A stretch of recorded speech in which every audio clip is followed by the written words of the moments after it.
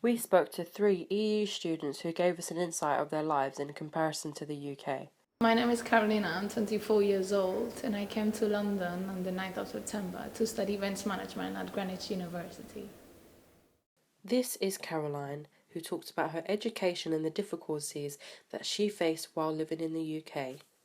The reason why I came to London is because I wanted to study events management. The thing is, like in Spain, we don't have that career, so that's why I had to make the effort to go abroad. In Spain, in here, the government is really strict over here, but at the same time, like they really care about the students, about the youth. So I guess coming here on London, it will provide me lots of opportunities. It's more expensive for European students, especially when you want to get a room in a resident, because it's quite high. As well, to change your kind of lifestyle, because it's a really cold country.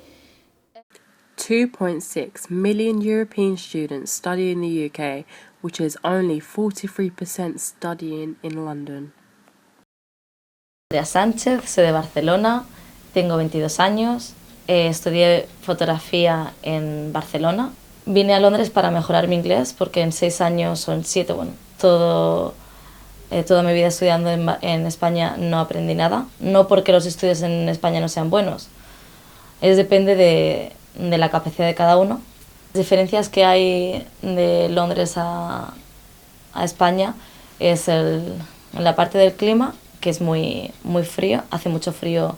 Lo que tiene de vivir en Londres es que puedes conocer a diferentes personas de diferentes culturas. 8.6% of European students drop out of universities due to financial problems they face almost every day. From Sweden. What made you come to London? Well, I did 2 years abroad in New York and tried to find out what I really wanted to study, and then it came back I wanted to do fashion production. Did you face any difficulties? Well, it was not easy to set it up with an apartment and everything, being not from England and getting all of your numbers and bank accounts set up, but after you pay some time to it, it was quite easy.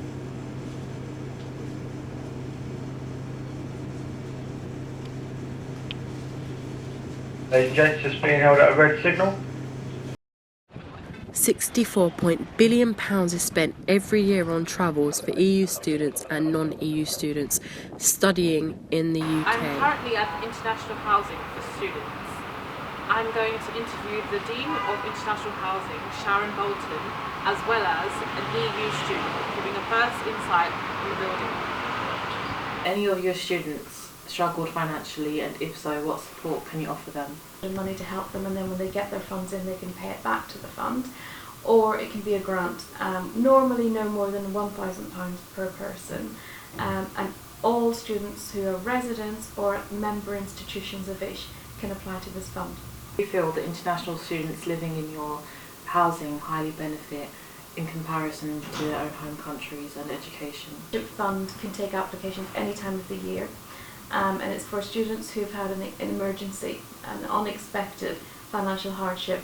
We don't sympathise with so much with people who say London's really expensive, because we think you could have prepared for that and planned for that. So coming from Germany, I moved to the UK 1.5 years ago, and ever since I've been living in International Students' House here in London, and I'm a student at UCL, where I study basically economics and Russian language.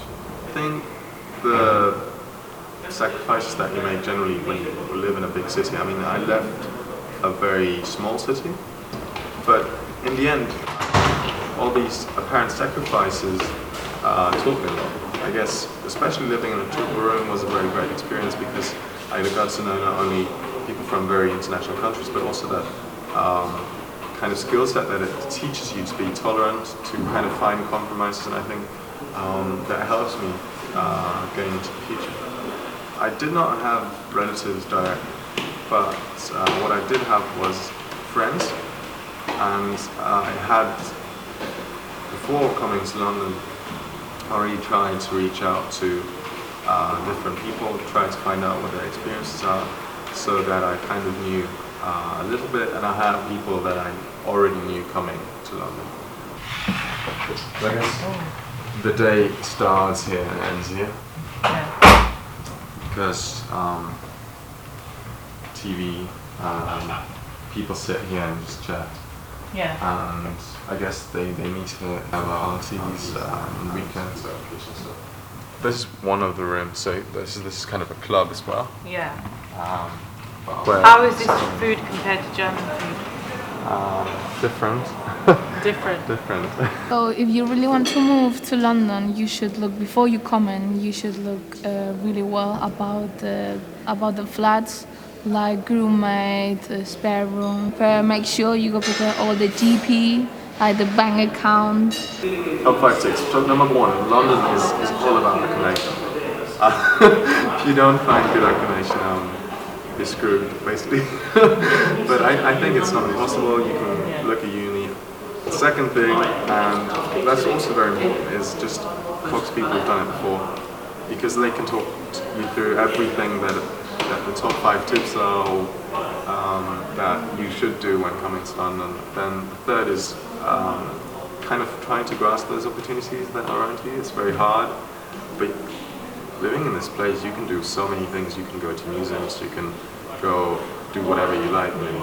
And the fourth one is trying to keep in touch with home, because living so far away, it's easy to lose that kind of connection. You shouldn't do. And then the fifth is just trying to keep an eye on your money, because that's very easy to forget when you live in a very expensive environment. So I never felt like I could get to know myself and the world I'm living in that well in Germany, because the world comes to London and the world comes to this place